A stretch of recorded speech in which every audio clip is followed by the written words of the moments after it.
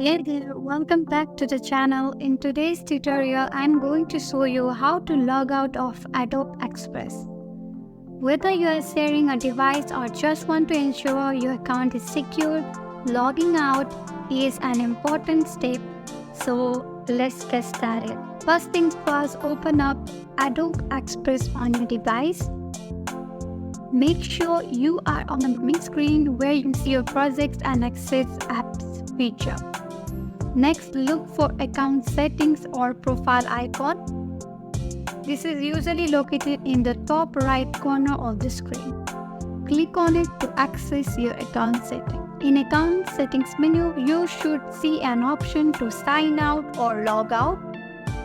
Click on this option to begin the logout process. If you are finished using Adobe Express, you can now close the app to ensure your account remains secure.